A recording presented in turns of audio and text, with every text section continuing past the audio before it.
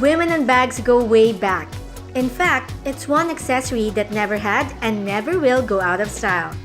Except of course when they're beaten up through the usual wear and tear. What to do when your beloved designer items are looking dismal? Head on over to Vintage Restore and let the bag doctor work her magic. Vintage Restore, actually what we do is we repair and restore luxury leather goods, even vintage leather goods. So you can bring anything to us that's made of leather, except furniture. We clean, we condition, let's say your bags or your shoes. We also repair. The process of restoring an old bag starts with cleaning. For example, there's a discoloration of the leather. So the type of leather is very sensitive and normally you don't really touch it.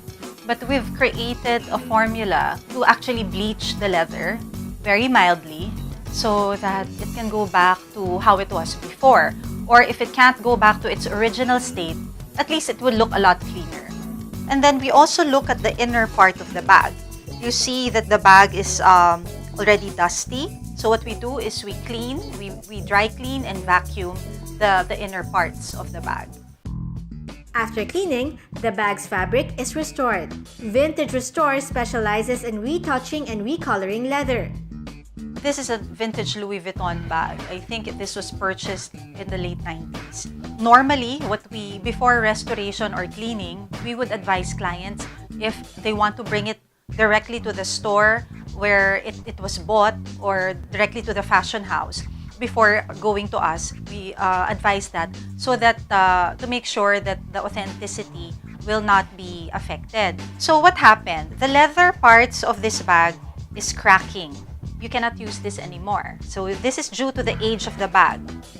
There's also a lot of discoloration. So this part is already stained. Some are cracking. So since this is a bag from the 1990s, you really expect this to happen. So what we do is we try to save most of the parts. So the monogram is still in perfect condition. The lining used to have molds, but we try to clean it. So we just replace everything with our own leather, which is quite similar to what LV has. But this one, she wanted a darker shade because the bag is vintage already. So this is a Balenciaga bag. As you can see, the Balenciaga leather is very distressed. So it's common that in time, it discolors. The color is already not very even. So what we'll do is we'll do a full retouch of the bag. So what we do is we will try to match the original color of the bag so that it can look brand new. Next, the metal accessories are repaired and replated.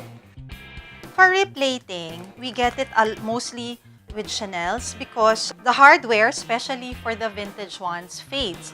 So what we do is we actually dip them in 14 to 22 karat gold. So the metal will not become gold, no? But we dip them in that. It will look brand new. If the customer wants the bag to look brand new, we can replate. For example, this part, the D-rings that are connected to the handles, the buckles can also be replated. And voila! Your old designer bag is as immaculate as the day you bought it. Our focus actually is customer service.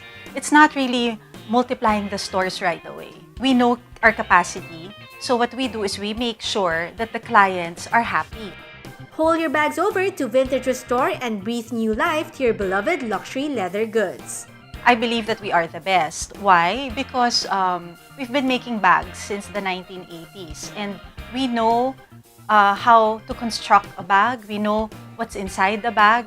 So if you bring the bag to us, you can trust us.